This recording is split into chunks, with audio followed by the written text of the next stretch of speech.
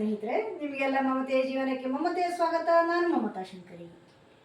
ಇವತ್ತು ನಾನು ಅಡುಗೆ ವಿಡಿಯೋ ಮಾಡ್ತಾ ಇಲ್ಲ, ಎಲ್ರಿಗೂ ಉಪಯೋಗ ಆಗುವಂತಹ ಟಿಪ್ಸ್ಗಳನ್ನು ಹೇಳುವಂತಹ ಒಂದು ವಿಡಿಯೋ ಇದು. ಅಂದರೆ ಗ್ಯಾಸ್ ಉಳಿತಾಯದ ಬಗ್ಗೆ ಹೇಳ್ತಾ ಇದ್ದೇನೆ. ಈಗಾಗಲೇ ಸಿಲಿಂಡ್ರ್ ಸಿಗ್ತಾ ಇಲ್ಲ, ಗ್ಯಾಸ್ ಪ್ರಾಬ್ಲಮ್ ಅಂತ ಎಲ್ಲರೂ ಹೇಳ್ತಾ ಇದ್ದಾರಲ್ವ, ಅದಕ್ಕೋಸ್ಕರ ಅದಕ್ಕಂತಲ್ಲ, ನಮಗೆ ಯಾವಾಗಲೂ ಗ್ಯಾಸ್ ಉಳಿತಾಯ ಮಾಡಿಕೊಂಡ್ರೆ ಚೆನ್ನಾಗಿರುತ್ತೆ, ನಮಗೆ ಒಳ್ಳೆಯದಲ್ವ. ನನ್ನ ಪ್ರಕಾರ ಗ್ಯಾಸ್ ಆದಷ್ಟು ಕಡಿಮೆ ಉಪಯೋಗಿಸೋದು ಒಳ್ಳೆಯದು. ನ್ಯಾಷನಲ್ ವೇಸ್ಟ್, ಅದು ವೇಸ್ಟ್ ಆದರೆ, ಗ್ಯಾಸ್ ವೇಸ್ಟ್ ಆದರೆ ನ್ಯಾಷನಲ್ ವೇಸ್ಟ್. ನಮ್ಮ ಹತ್ರ ದುಡ್ಡು ಇರ್ಬೋದು, ಸಿಲಿಂಡರ್ಗೆ ದುಡ್ಡು ಕೊಡೋಕ್ಕೆ, ದುಡ್ಡು ಕೊಟ್ಟು ಯಾರು ದುಡ್ಡಿರೋಂಥ ದುಡ್ಡಿದೆ ಬೇಕಾದಷ್ಟು ಕೊಟ್ಟು ತಗೊಳ್ತೀನಿ ಅಂತ ಹೇಳ್ಬೋದು. ಆದರೆ ಅದು ವೇಸ್ಟ್ ಆದರೆ ನ್ಯಾಷನಲ್ ವೇಸ್ಟ್ ಅಲ್ವಾ. ಮತ್ತು ಅದು ಮುಗಿಯುವ ವಸ್ತು, ಭೂಮಿಯ ಅಡಿಯಲ್ಲಿ ಸಿಗುವಂತಹ ಪೆಟ್ರೋಲಿಯಂ ಪ್ರಾಡಕ್ಟ್ ಅಲ್ವಾ, ಅದು ಮುಗಿಯುತ್ತೆ, ಅದರಿಂದ ಖಾಲಿ ಆಗುತ್ತಲ್ವಾ. ಆದರೆ ನಾವು ಆದಷ್ಟು ಉಳಿತಾಯ ಮಾಡಿದಷ್ಟು ನಮಗೆ ಒಳ್ಳೆಯದು, ಎಲ್ಲ ರೀತಿಯಲ್ಲೂ ಒಳ್ಳೆಯದು ಅದು. ಆದ್ದರಿಂದ ಉಳಿತಾಯದ ನಾನು ಯಾವ ರೀತಿ ಗ್ಯಾಸ್ ಉಳಿತಾಯ ಮಾಡ್ತೀನಿ ಅಂತ ಹೇಳೋದಕ್ಕೆ ತೋರಿಸ್ತಾ ಇದ್ದೀನಿ ಇದನ್ನು, ನಾನು ಯಾವ ರೀತಿ ಮಾಡ್ತೀನಿ ಅಂತ. ಆಮೇಲೆ ನನಗೆ ಒಂದು ಸಿಲಿಂಡರ್ ಕಡಿಮೆ ಅಂದರೂ 2.5 ತಿಂಗಳು ಬರುತ್ತೆ, ಇಲ್ಲಾಂದ್ರೆ ಸಾಮಾನ್ಯವಾಗಿ 3 ತಿಂಗಳು ಬರುತ್ತೆ. ನೀವು ನಂಬ್ತಿರೋ ಬಿಡ್ತಿರೋ ಗೊತ್ತಿಲ್ಲ, ಆದರೆ ನನಗೆ ಪ್ರೂಫ್ ಕೊಡೋಕ್ಕೆ ಸಾಧ್ಯ ಇಲ್ಲ, ಇದು ವಿಡಿಯೋ ಆಗಿರೋದ್ರಿಂದ, ಲೈವ್ ಅಲ್ಲ. ಆದ್ದರಿಂದ ನೀವು ನನ್ನ ಮಾತನ್ನು ನಂಬಲೇಬೇಕು. ಇಲ್ಲಾಂದರೆ ನಾನು ಹೇಳಿದ ಟಿಪ್ಸನ್ನು ಉಪಯೋಗಿಸ್ಕೊಂಡು ನೀವು ಮಾಡಿದರೆ ನಿಮಗೂ ಜಾಸ್ತಿ ದಿನ ಬರುತ್ತೆ. ನಾನು 3 ತಿಂಗಳೇ ಬರುತ್ತೆ ಅಂತ ಹೇಳ್ತಾ ಇಲ್ಲ, ಯಾಕಂದರೆ ಒಬ್ಬೊಬ್ಬರ ಮನೆಯಲ್ಲಿ ಒಂದೊಂದು ರೀತಿಯಲ್ಲಿ ಖರ್ಚಾಗತ್ತೆ, ಹೇಳಕ್ಕೆ ಬರಲ್ಲ. ಒಬ್ಬರ ಮನೇಲಿ ನೆಂಟರು ಜಾಸ್ತಿ ಬರ್ಬೋದು, ಇನ್ನೊಬ್ಬರ ಮನೇಲಿ ಜನಸಂಖ್ಯೆನೇ ಜಾಸ್ತಿ ಇರ್ಬೋದು, ಜನರೇ ಜಾಸ್ತಿ ಇರ್ಬೋದು, ಅಡುಗೆ ಜಾಸ್ತಿ ಆಗ್ಬೋದು, ಗೆಸ್ಟ್ಗಳು ಬರ್ತಾ ಹೋಗ್ತಾ ಇರ್ಬೋದು, ಏನೋ ಕಾರಣ ಇರುತ್ತೆ. ಆದ್ದರಿಂದ ಹೆಚ್ಚು ನಾವು ಒಂದು ಮನೇಲಿ ಬಂದಷ್ಟು ಇನ್ನೊಂದು ಮನೇಲಿ ಸಿಲಿಂಡರ್ ಇರುತ್ತೆ ಅಂತ ಬರುತ್ತೆ ಅಂತ ಹೇಳೋಕ್ಕಾಗಲ್ಲ. ನನಗೆ 3 ತಿಂಗಳು ಬರುತ್ತೆ, ನಿಮಗೆ ಈಗ 2 ತಿಂಗಳು ಬರುತ್ತೆ ಅಂದರೆ 2.5 ತಿಂಗಳು ಬರುತ್ತೆ ನಾನು ಹೇಳಿದ ರೀತಿ ಟಿಪ್ಸ್ ಉಪಯೋಗಿಸಿದರೆ. 1 ತಿಂಗಳು ಸಿಲಿಂಡ್ರ್ ಬರುತ್ತೆ, 30 ದಿನ ಬರುತ್ತೆ ಅಂದರೆ 40 ದಿನ 50 ದಿನವರೆಗೂ ನಿಮಗೆ ಸಿಲಿಂಡ್ರ್ ಬರೆಸ್ಬೋದು. 25 ದಿನ ಬರುತ್ತೆ ಅಂದರೆ 45 ದಿನ ಬರ್ಬೋದು. ಅಂದರೆ ಆ ರೀತಿ ಟಿಪ್ಸ್ಗಳನ್ನು ಉಪಯೋಗಿಸ್ಕೊಂಡ್ರಿ, ನಾನು ಹೇಳೋ ಐಡಿಯಾಗಳನ್ನು ಉಪಯೋಗಿಸ್ಕೊಂಡ್ರೆ ಖಂಡಿತ ಬರುತ್ತೆ. ನಾನು ಫಸ್ಟ್ ಪಾಯಿಂಟ್ ಏನು ಹೇಳ್ತಾ ಇದ್ದೀನಿ ಅಂದರೆ, ಸಾಮಾನ್ಯವಾಗಿ ನಾನು ನೋಡಿರೋದು ಎಲ್ಲರೂ ಏನು ಮಾಡ್ತಾರೆ ಅಂದರೆ, ಪಾತ್ರೆ ಫಸ್ಟ್ ಸ್ಟವ್ ಆನ್ ಮಾಡಿಬಿಟ್ಟು ಈ ಥರ ಆನ್ ಮಾಡಿಬಿಟ್ಟು ಆಮೇಲೆ ಹೀಗೆ ಪಾತ್ರೆ ಇಡ್ತಾರೆ. ನೋಡಿ ಎಷ್ಟರಲ್ಲಿ ಎಷ್ಟು ಗ್ಯಾಸ್ ವೇಸ್ಟ್ ಆಗುತ್ತೆ ಅಂತ. ನಿಮಗೆ ಇದು ಎಷ್ಟು ಒಂದು ಸ್ವಲ್ಪ ಅಲ್ವಾ, ಅಷ್ಟು ಕಂಜೂಸಿ ಯಾಕೆ ಅಂತ ಅನ್ನಿಸ್ಬೋದು, ಆದರೆ ಇದು ಕಂಜೂಸಿ ಅಲ್ಲ, ಸ್ವಲ್ಪನೇನು ಉಪಯೋಗಕ್ಕೆ ಬರುತ್ತೆ. ಹನಿಗೂಡಿ ಹಳ್ಳ ಅಂತ. ಯಾಕೆಂದರೆ ಈ LPG ಗ್ಯಾಸು ತುಂಬ ಸ್ಟ್ರಾಂಗ್, ಅದು ಬೇಗ ಬಿಸಿ ಆಗುತ್ತೆ. ಆದ್ದರಿಂದ ಸ್ವಲ್ಪನೂ ವೇಸ್ಟ್ ಆದರೂ ಅದು ವೇಸ್ಟೇ. ನಿಮಗೆ 1 ನಿಮಿಷ 2 ನಿಮಿಷ ವೇಸ್ಟ್ ಆದರೂ 1 ಗ್ಲಾಸ್ ನೀರು ಕುದಿಯುತ್ತೆ. ಆ ಥರ ಇಡೀ ದಿನದಲ್ಲಿ ತುಂಬ ವ್ಯತ್ಯಾಸ ಆಗುತ್ತೆ, ಇಡೀ ತಿಂಗಳಿಗೆ ತುಂಬ ಜಾಸ್ತಿ ಆಗುತ್ತೆ ಆ ಥರ. ಅದರ ಬದಲು ನೋಡಿ ನಾನು ಈ ಥರ ಮಾಡ್ತೀನಿ ಯಾವಾಗಲೂ. ಇಲ್ಲಿಗೆ ನೋಡಿ ಉರಿತಾ ಇಲ್ಲ ಸ್ಟವ್, ನಾನು ಹಿಂಗೆ ಪಾತ್ರೆ ಇಟ್ಬಿಟ್ಟು, ಕುಕ್ಕರ್ ಇಟ್ಬಿಟ್ಟು ಆಮೇಲೆ ಹೀಗೆ ಉರಿಸ್ತಾ ಇದ್ದೀನಿ. ನೋಡಿ ಇಲ್ಲಿ ಗ್ಯಾಸ್ ವೇಸ್ಟ್ ಆಗಲ್ಲ. ಇನ್ನೊಂದು, ನಾನು ಸಾಮಾನ್ಯವಾಗಿ ನೀವು ನನ್ನ ಅಡುಗೆ ಚಾನಲಲ್ಲಿ ನೋಡಿರ್ಬೋದು, ನನ್ನ ಅಡುಗೆ ಚಾನಲ್ ಇದೆಯಲ್ವ ಅದರಲ್ಲಿ ನೋಡಿರ್ಬೋದು ನೀವು, ಮತ್ತು ಜೀವನ ಚಾನಲಲ್ಲಿ ನಾನು ಏನು ಮಾಡ್ತೀನಿ ಅಂದರೆ, ನೋಡಿ ಹೀಗೆ ಉರಿಸಿದ ತಕ್ಷಣ ನನ್ನ ಕೈ, ನನಗೆ ಎಷ್ಟು ಅಭ್ಯಾಸ ಆಗಿದೆ ಅಂದರೆ ಮಸಲ್ ಮೆಮೊರಿ ಅದು. ಹಿಂಗೆ ಮಾಡಿದ ತಕ್ಷಣ ಹಿಂಗೆ ಬಂದುಬಿಡುತ್ತೆ ನನಗೆ. ಸ್ಟವ್ ಮಾಡಿದ ತಕ್ಷಣ ಸಿಮ್ಗೆ ಹೋಗುತ್ತೆ, ಆಮೇಲೆ ಅಡ್ಜಸ್ಟ್ ಮಾಡ್ಕೊಡ್ತೀನಿ. ಇದು ಮೊದಲನೇದು. ಯಾವುದೇ ಪಾತ್ರೆಯನ್ನು ಇಟ್ಬಿಟ್ಟು ಆಮೇಲೆ ಹಿಂಗೆ ಸ್ಟವ್ ಆನ್ ಮಾಡಬೇಕು. ಪಾತ್ರೆ ಇಟ್ಬಿಟ್ಟು ಆನ್ ಮಾಡಬೇಕು. ಆನ್ ಮಾಡಿದ ಮೇಲೆ ಪಾತ್ರೆ ಇಡಬಾರ್ದು, ಅಥವಾ ಪಾತ್ರೆಯನ್ನು ಹುಡ್ಕಕ್ಕೆ ಹೋಗಬಾರ್ದು, ಅಷ್ಟೊತ್ತು ಗ್ಯಾಸ್ ವೇಸ್ಟೇ ಅದು. ಇನ್ನು ಕುಕ್ಕರಲ್ಲಿ ನಾನು ಅಡುಗೆ ಮಾಡೋದಾದರೆ ಹೆಂಗೆ ಮಾಡ್ತೀನಿ ಅಂತ ಅಂದರೆ, ಸಾಮಾನ್ಯವಾಗಿ ನಾನು ಎಲ್ಲೂ ನೋಡಿಲ್ಲ ಆ ಥರ ಮಾಡೋದು. ಎಲ್ಲರೂ 3 ವಿಸ್ಲು 4 ವಿಸ್ಲು 5 ವಿಸ್ಲು ಕೂಗಿಸ್ತಾರೆ. ಒಂದು ಅನ್ನ ಬೇಯಿಸೋದಾದರೂ ಏನೇ ಬೇಯಿಸೋದಾದರೂ ಕಡಿಮೆ ಅಂದರೂ 3 ವಿಸ್ಲು ಕೂಗಿಸ್ತಾರೆ. ನನ್ನ ಪ್ರಕಾರ ಅಲ್ಲ, ನಿಜವಾಗೂ ವೇಸ್ಟು. ತುಂಬ ವಿಸ್ಲು ಕೂಗಿಸೋದು ವೇಸ್ಟು. ನೀವು ಕುಕ್ಕರಲ್ಲಿ ಏನೇ ಇಡಿ ಹೈ ಫ್ಲೇಮಲ್ಲಿ 1 ವಿಸಿಲ್ ಆಗೋವರೆಗೂ ಹಿಂಗೆ ಇಟ್ಬಿಟ್ಟು ಇಲ್ಲಿ ವೆಯ್ಟ್ ಹಾಕಿಬಿಡಿ.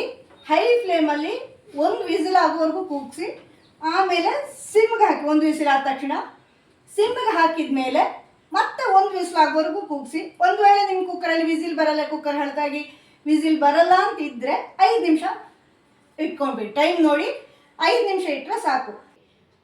ಆಮೇಲೆ ಸ್ಟವ್ ಆಫ್ ಮಾಡಿ ಸ್ಟೀಮ್ ಹೋಗೋವರೆಗೂ ಇದನ್ನು ತೆಗಿಬಾರ್ದು, ಈ ವೆಯ್ಟನ್ನು. ನೀವು ಅರ್ಜೆಂಟಲ್ಲಿ ಸ್ಪೂನಲ್ಲೆಲ್ಲ ಹಿಂಗೆ ಎತ್ತಿ ತೆಗಿಯೋದು ಅದೆಲ್ಲ ಮಾಡಿದರೆ ಬೇಯಲ್ಲ, ಯಾಕಂದರೆ ಆ ಸ್ಟೀಮ್ ಇರುತ್ತಲ್ವ ಒಳಗಡೆ, ಆ ಸ್ಟೀಮಲ್ಲಿ ಬೇಯುತ್ತೆ ಅದು. ಆದ್ದರಿಂದ ಅರ್ಜೆಂಟಲ್ಲಿ ತೆಗಿಬೇಕು. ಸ್ಟೀಮ್ ಪೂರ್ತಿ ಹೋಗೋವರೆಗೂ ಇಲ್ಲಿ ಕಾಯಬೇಕು, ಆಮೇಲೆ ತೆಗಿಬೇಕು. ಮೊದಲೇ ತೆಗೆದುಬಿಟ್ಟು ಬೆಂದಿಲ್ಲ ಅಂತ ಹೇಳಿದರೆ ಪ್ರಯೋಜನ ಇಲ್ಲ. ನೀವು ಏನೇ ಬೇಯುತ್ತೆ ಅದರಲ್ಲಿ, ಅದು ಗ್ಯಾರಂಟಿ ಕೊಡ್ತೀನಿ. ನೀವು ಬೇಕಾದ್ರೆ ಮಾಡಿ ನೋಡಿ, ಅದರಲ್ಲಿ ಗ್ಯಾಸ್ ತುಂಬ ಉಳಿತಾಯ ಆಗುತ್ತೆ. ನೀವು 4 ವಿಸ್ಲು 5 ವಿಸ್ಲು, ಈಗ ಕಡಲೆಕಾಳು ಬೇಯಿಸುವಾಗ ಅಥವಾ ತೊಗರಿಬೇಳೆ ಬೇಯಿಸುವಾಗ, ಬೇರೆ ಏನೇ ಕಾಳುಗಳು ಬೇಯಿಸುವಾಗ ನೀವೆಲ್ಲ 3 ವಿಸಿಲು 4 ವಿಸಿಲು ಎಲ್ಲ ಕೂಗಿಸ್ತೀರ. ಯಾವ ಅಗತ್ಯನೂ ಇಲ್ಲ. ಹೈ ಫ್ಲೇಮಲ್ಲಿ 1 ವಿಸಿಲು ಕೂಗಿಸಿ, ಕಡಲೆಕಾಳು ನೀರಲ್ಲಿ ನೆನೆಸಿ ಒಂದು 5-6 ಗಂಟೆ ನೆನೆಸ್ಬಿಟ್ಟು ಮತ್ತೆ ಇದನ್ನು ಒಂದೇ ವಿಸಿಲು ಹೈ ಫ್ಲೇಮಲ್ಲಿ 1 ವಿಸಿಲು ಕೂಗಿಸಿ, ಸಿಮ್ಗೆ ಹಾಕಿ 1 ವಿಸಿಲು ಕೂಗಿಸಿ ಅಥವಾ 5 ನಿಮಿಷ ಇಡಿ. ಖಂಡಿತ ಬೇಯ್ತೆ. ಬೇಕಾದ್ರೆ ನೀವು ಇದನ್ನು ಮಾಡಿ ನೋಡಿ, ಆಮೇಲೆ ನನಗೆ ಕಮೆಂಟ್ ಮಾಡಿ.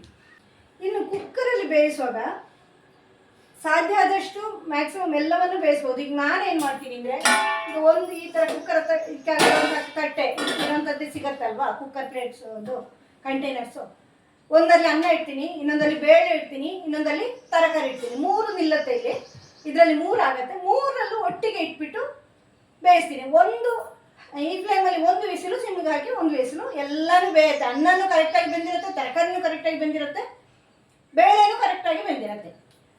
ಅದರಿಂದ ಈ 3ಅನ್ನು ಒಟ್ಟಿಗೆ ಬೇಯಿಸಿದಾಗ ನಿಮಗೆ ತುಂಬ ಗ್ಯಾಸ್ ಉಳಿತಾಯ ಆಗುತ್ತೆ. ಬೇರೆ ಬೇರೆ ಕುಕ್ಕರಲ್ಲಿ ಬೇಯಿಸೋದು ಅಥವಾ ಪಾತ್ರೆಯಲ್ಲಿ ಬೇಯಿಸೋದು. ಇನ್ನೊಂದು, ತರಕಾರಿ ಬೇಗ ಬೇಯುವಂಥ ತರಕಾರಿ ಮಾತ್ರ ಪಾತ್ರೆಯಲ್ಲಿ ಬೇಯಿಸಬೇಕು, ಇಲ್ಲಾಂದ್ರೆ ಎಲ್ಲ ಕುಕ್ಕರಲ್ಲೇ ಬೇಯಿಸಬೇಕು. ಅದರಿಂದ ಖಂಡಿತ ಗ್ಯಾಸ್ ಉಳಿತಾಯ ಆಗುತ್ತೆ ಕುಕ್ಕರಿಂದ. ಈಗ ಬದನೆಕಾಯಿ ಅಥವಾ ಹೀರೆಕಾಯಿ ಇದೆಲ್ಲ ಒಂದು ಕುದಿಗೆ 1 ಸೆಕೆಂಡ್ ಬೆಂದಿರುತ್ತೆ, ಆದ್ದರಿಂದ ಅದನ್ನು ಪಾತ್ರೆಯಲ್ಲಿ ಬೇಯಿಸ್ಬೋದು ನೀವು.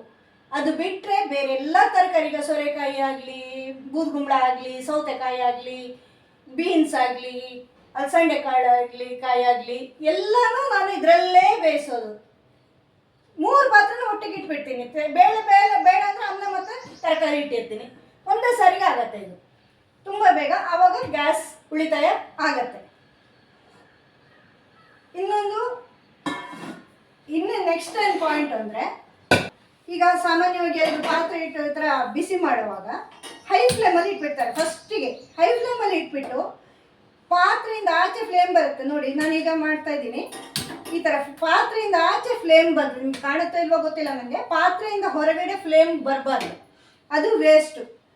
ನೋಡಿ, ನನಗೆ ಇಷ್ಟೊತ್ತು ನಿಮಗೆ ತೋರ್ಸೋಕೆ ಇಟ್ಟಿದ್ದು ನೀರು ಬಿಸಿ ಆಯ್ತಿದೆ, ಅಷ್ಟು ಸ್ಟ್ರಾಂಗ್ ಇದೆ LPG ಗ್ಯಾಸು. ಆದ್ದರಿಂದ ಪಾತ್ರೆಯಿಂದ ಆಚೆ ಸೈಡು ಹೊರಗಡೆ ನಿಮಗೆ ಫ್ಲೇಮ್ ಬಂದರೆ ಆ ಫ್ಲೇಮ್ನಷ್ಟು ಗ್ಯಾಸು ವೇಸ್ಟ್. ನೀವು ಎಷ್ಟೊತ್ತು ಪಾತ್ರೆ ಇಡ್ತೀರೋ ಅಷ್ಟೊತ್ತು ಹೊರಗಡೆ ಫ್ಲೇಮ್ ಬಂದರೆ ಸುತ್ತಲೂ ಎಷ್ಟು ವೇಸ್ಟ್ ಆಗುತ್ತೆ ನೀವೇ ಯೋಚನೆ ಮಾಡಿ. ಆದ್ದರಿಂದ ಯಾವತ್ತೂ ನೀವು ಈ ದೊಡ್ಡ ಒಲೆ, ಇದು ದೊಡ್ಡ ಸ್ಟವ್ ಅಲ್ವಾ, ದೊಡ್ಡ ಬರ್ನರಲ್ಲಿ ನೀವು ಇಡಬೇಕಾದ್ರೆ ದೊಡ್ಡ ಪಾತ್ರೆನೇ ಇಡಬೇಕು. ಅಥವಾ ಇಂಥ ಪಾತ್ರೆಗಳು ಇಟ್ಟರೆ ಇದನ್ನ ನೋಡಿ ಈ ಥರ ಸಣ್ಣ ಮಾಡಿ ಈ ಫ್ಲೇಮಿನ ಒಳಗಡೆ, ಇದರ ಒಳಗಡೆನೇ ಫ್ಲೇಮ್ ಬರೋ ಥರ, ಪಾತ್ರೆ ಒಳಗಡೆನೇ ಬರೋ ಥರ ಇಟ್ಕೋಬೇಕು. ಇಲ್ಲಾಂದರೆ ಗ್ಯಾಸ್ ವೇಸ್ಟ್ ಆಗುತ್ತೆ. ಅದು ಇನ್ನೊಂದು ಪಾಯಿಂಟು. ಖಂಡಿತ ಹೌದು, ಇದೆಲ್ಲ ಮಾಡಿದರೆ ನೀವು ಗ್ಯಾಸ್ ಉಳಿತಾಯ ಮಾಡೋದು. ಇಲ್ಲ ಅಂದರೆ ಇದನ್ನು ಯಾವತ್ತೂ ಸಣ್ಣ ಸ್ಟವಲ್ಲಿ, ಸಣ್ಣ ಪಾತ್ರೆಗಳೆಲ್ಲ ಸಣ್ಣ ಬರ್ನರಲ್ಲಿ ಮಾಡ್ಕೋಬೇಕು ನೀವು. ಸಾಮಾನ್ಯವಾಗಿ ನಾನೇನು ಮಾಡ್ತೇನೆ ನನ್ನ ಅಡುಗೆಯಲ್ಲಿ, ಫಸ್ಟ್ ಏನೇ ಕುದಿಸೋದಾದ್ರು ಹಿಂಗೆ ಮುಗಿಸ್ಬಿಟ್ಟು ಪಾತ್ರೆ ಒಳಗೆ ಫ್ಲೇಮ್ ಬರೋ ಥರ ಇಷ್ಟೇ ಇಡ್ತೀನಿ. ಕುದಿಯೋವರೆಗೆ ಈ ಮೀಡಿಯಂ ಫ್ಲೇಮಲ್ಲಿ ಇರುತ್ತೆ, ಎಲ್ಲಿರುತ್ತೆ ಎಷ್ಟು ಬೇಕೋ ಅಷ್ಟು ಮ್ಯಾಕ್ಸಿಮಮ್ ಆಗುತ್ತಲ್ವ ಅಲ್ಲಿ ಪಾತ್ರೆ ಒಳಗಡೆ ಫ್ಲೇಮ್ ಬರೋ ಥರ ಅಷ್ಟು ಇಟ್ಟಿರ್ತೀನಿ. ಒಂದು ಸಾರಿ ಕುದಿದ ಮೇಲೆ ಸಿಮ್ಗೆ ಹಾಕ್ತೀನಿ. ಯಾವುದೇ ಸಣ್ಣ ಬರ್ನರಲ್ಲಾದರೂ ಇದರಲ್ಲೇ ಆದ್ರೂ ಒಂದು ಸಾರಿ ಕುದಿದ ಮೇಲೆ, ನೀವೇನೇ ಆದರೂ ಒಂದು ಸಾರಿ ಕುದಿದ ಮೇಲೆ ಸಿಮ್ಗೆ ಹಾಕಿದರೆ ಅದು ಕುದೀತಾ ಇರುತ್ತೆ, ಬೇಯ್ತಾ ಇರುತ್ತೆ. ನೀವೇನಾದರೂ ತರಕಾರಿ ಬೇಯಿಸ್ತೀರಾ ಅಂತ ಇಟ್ಕೊಳ್ಳಿ, ಒಂದು ಸಾರಿ ಕುದಿಯೋವರೆಗೆ ನೀವು ಹೈ ಫ್ಲೇಮಲ್ಲಿ ಇಟ್ಕೊಂಬಿಡಿ, ಆಮೇಲೆ ಸಿಮ್ಮಲ್ಲೇ ಬೇಯಿಸ್ಕೊಳ್ಳಿ. ಯಾಕಂದರೆ ಹೈ ಫ್ಲೇಮಲ್ಲಿ ಇಟ್ಟು ಏನೂ ಯೂಸ್ ಇಲ್ಲ, ನೀರು ಹಿಂಗೆ ಹೋಗುತ್ತೆ ಹೊರತು ಅದು ಪ್ರಯೋಜನ ಇಲ್ಲ. ನೀವು ಸಿಮ್ಮಲ್ಲಿ ಇಟ್ಟರು ಅದೇ ಟೆಂಪ್ರೇಚರಲ್ಲಿ ಇರುತ್ತೆ, ಅದು ಗ್ಯಾಸ್ ಉಳಿತಾಯ ಆಗುತ್ತೆ, ಇಲ್ಲಾಂದರೆ ಗ್ಯಾಸ್ ವೇಸ್ಟ್ ಆಗುತ್ತೆ. ಇದು ಇನ್ನೊಂದು ಪಾಯಿಂಟು. ಅದಕ್ಕೆ ಸಣ್ಣ ಪಾತ್ರೆ ಇದ್ರೆ, ಈಗ ನೋಡಿ ಇದು ಸಣ್ಣ ಕುಕ್ಕರ್ ನಂದು, ನಾನು ಸಾಮಾನ್ಯ ಅಪರೂಪ ಮಾಡಿದ್ದೀನಿ. ಯಾಕಂದರೆ ದೊಡ್ಡ ಕುಕ್ಕರಲ್ಲೇ ನನಗೆ ಆಗಲ್ಲ. ಅದರಲ್ಲಿ 3 ಕಂಟೈನರಲ್ಲಿ ನಾನು ಬೇರೆ ಬೇರೆ ಇಟ್ಟಿದ್ದೀನಿ. ಸಾಂಬಾರಿಗೆ ಬೇರೆ ಬೇಯಿಸಬೇಕು ತರಕಾರಿ ಅಂದರೆ ಮಾತ್ರ ಇದರಲ್ಲಿ ಬೇಯಿಸ್ತೀನಿ. ಇದು ಸಣ್ಣ ಕುಕ್ಕರ್ ನೋಡಿ, ಅದಕ್ಕೆ ನಾನು ಸಣ್ಣ ಸ್ಟವಲ್ಲೇ ಮಾಡೋದಿದೆ. ದೊಡ್ಡ ಸ್ಟವಲ್ಲಿ ಮಾಡಿದರೆ ಏನಾಗುತ್ತೆ ಅಂದರೆ, ನೀವು ದೊಡ್ಡಕ್ಕಿಟ್ಟ ತಕ್ಷಣ ಅದು ಫ್ಲೇಮ್ ಆಚೆ ಬರುತ್ತೆ. ಅದಕ್ಕೆ ಇದನ್ನು ಸಣ್ಣ ಪಾತ್ರೆಗಳೆಲ್ಲ ಸಣ್ಣ ಸ್ಟವಲ್ಲೇ ಇರಬೇಕು, ದೊಡ್ಡದಲ್ಲಿ ದೊಡ್ಡ ಪಾತ್ರೆ. ಇನ್ನು ಫ್ರಿಜ್ಜಿನ ಯಾವುದೇ ವಸ್ತುಗಳು ನೀವು ಬಿಸಿ ಮಾಡ್ತೀರಾ ಅಂತ ಇಟ್ಕೊಳ್ಳಿ. ಈಗ ಫ್ರಿಜ್ಜಲ್ಲಿ ತಂಪು ಹಾಲಿದೆ, ಕಾಯಿಸಿ ನೀವು ಫ್ರಿಜ್ಜಲ್ಲಿ ಇಟ್ಟಿದ್ದೀರಾ, ಅದನ್ನು ನೀವು ಕಾಫಿ ಮಾಡಕ್ಕೆ ತರ್ತೀರಾ ಅಂತಂದರೆ ಅದನ್ನು ಕೂಡಲೇ ನೀವು ಬಿಸಿ ಮಾಡಬಾರ್ದು. ಅಥವಾ ಫ್ರಿಜ್ಜಲ್ಲಿರೋ ಪ್ಯಾಕೆಟ್ ನೀವು ಹಾಲು ಕಾಯಿಸ್ತೀರಾ ಅಂತಂದರೆ ಕೂಡಲೇ ತಂದು ಓಪನ್ ಮಾಡಿ ಕಾಯಿಸ್ಬಾರ್ದು, ಹಾಲನ್ನು ಕುದಿಸ್ಬಾರ್ದು. ಅದನ್ನು ನಾರ್ಮಲ್ ಟೆಂಪ್ರೇಚರ್ ಬರೋವರೆಗೂ ಹೊರಗಡೆ ಇಟ್ಕೋಬೇಕು, ಆಮೇಲೆ ಕಾಯಿಸ್ಬೇಕು. ಆವಾಗ ನಿಮಗೆ ಕಡಿಮೆ ಆಗುತ್ತೆ. ಇದೆಲ್ಲ ನಿಮಗೆ ಸಮಯ ವೇಸ್ಟು ಅಂತ ಕಾಣ್ಬೋದು. ಫಸ್ಟು ಸಮಯ ವೇಸ್ಟ್ ಆಗಲ್ಲ, ನೀವು ಕೆಲಸ ಮಾಡಿ ನಿಮಗೆ ಐಡಿಯಾ ಇರುತ್ತಲ್ವ ಎಷ್ಟೊತ್ತಿಗೆ ಹಾಲು ಕಾಯಿಸ್ಬೇಕು ಅಂತ. ಈಗ ಬೆಳಗ್ಗೆ ನೀವು ಹಾಲು ಕಾಯಿಸ್ಬೇಕು ಅಂದರೆ ಎದ್ದ ತಕ್ಷಣ ಫ್ರಿಜ್ಜಿಂದ ತೆಗೆದು ನೀರಿಗೆ ಹಾಕಬೇಡಿ, ಯಾವುದಾದ್ರೂ ಬಕೆಟ್ ನೀರಿಗೆ ಹಾಕಬೇಡಿ. ನಿಮ್ಮ ಕೆಲಸ ಮಾಡಿಕೊಂಡು ಬ್ರಷ್ ಎಲ್ಲ ಮಾಡಿ ನೀವು ಬರುವಾಗ ಹಾಲು ರೆಡಿ ಆಗಿರುತ್ತೆ, ನಾರ್ಮಲ್ ಬಂದಿರುತ್ತೆ. ಆಮೇಲೆ ತೆಗೆದು ನೀವು ಕುದಿಸಿಬಿಟ್ಟು ಕಾಫಿ ಮಾಡೋದಾದ್ರೆ ಮಾಡ್ಬೋದು, ಏನಾದ್ರು ಮಾಡ್ಬೋದು. ಅಥವಾ ಈಗ ಒಂದು 10 ಗಂಟೆ ಕಾಯಿಸ್ತೀರಾ ಅಂತಂದರೆ, ಕುದಿಸ್ತೀರಾ ಅಂದರೆ 8 ಗಂಟೆ ಹೊತ್ತಿಗೆಲ್ಲ ನೀವು ತೆಗೆದು ಮನೆ ಕೆಲಸ ಮಾಡ್ತಾ ಮಾಡ್ತಾ ಅದನ್ನು ತೆಗೆದು ಆಚೆ ಎಲ್ಲ ನೀರಲ್ಲಿ ಇಟ್ಟರೆ ಆಗೋಗುತ್ತೆ. ಅದೊಂದು ಸಮಯ ನಿಮಗೆ ನಷ್ಟ ಆಗಲ್ಲ. ಈಗ ಸಿಮ್ಮಲ್ಲಿ ಇಟ್ಟು ಬೇಯಿಸಿದ್ರೂ ಸಮಯ ನಷ್ಟ ಆಗಲ್ಲ. ಸ್ವಲ್ಪ ಹೈ ಫ್ಲೇಮಲ್ಲಿ ಇಟ್ಟರೆ ಕುಕ್ಕರ್ ನಿಮಗೆ 5 ವಿಸಿಲು ಒಂದೇ ಸಾರಿ ಕೂಗಿಸಿ ಅನ್ನ ಬೇಗ 5 ನಿಮಿಷದಲ್ಲಿ ಆಗುತ್ತೆ ಅಂತ ಅನ್ನಿಸ್ಬೋದು. ಅದರಿಂದ ಏನು ಪ್ರಯೋಜನ? ಅದಕ್ಕಿಂತ ಸ್ವಲ್ಪ ಮೊದಲು ನೀವು ಕುಕ್ಕರ್ ಇಟ್ಬಿಟ್ಟು ಹೊರಗಡೆ ಕೂತ್ಕೊಳ್ಳಿ ಅದರಷ್ಟಕ್ಕೆ. ನಿಮ್ಮ ಅಥವಾ ಬೇರೆ ಕೆಲಸ ಮಾಡ್ಕೊಳ್ಳಿ, ನೀವು ಬೇರೆ ಏನಾದ್ರು ಮಾಡ್ಕೋಬೋದು. ನಾವು ಮನೇಲಿ ಇರ್ತೀವಲ್ವ, ಸಾಮಾನ್ಯವಾಗಿ ಹೌಸ್ ವೈಫ್ ಜಾಬ್ಗೆ ಹೋಗೋರಿಗೆ ಕಷ್ಟ ಆಗ್ಬೋದು ಸ್ವಲ್ಪ, ಆದರೂ ಆಗುತ್ತೆ. ನಾನು ಜಾಬ್ಗೆ ಹೋಗ್ತಾ ಇದ್ದೆ, ಆವಾಗ ಮಾಡ್ತಾ ಇದ್ದೆ.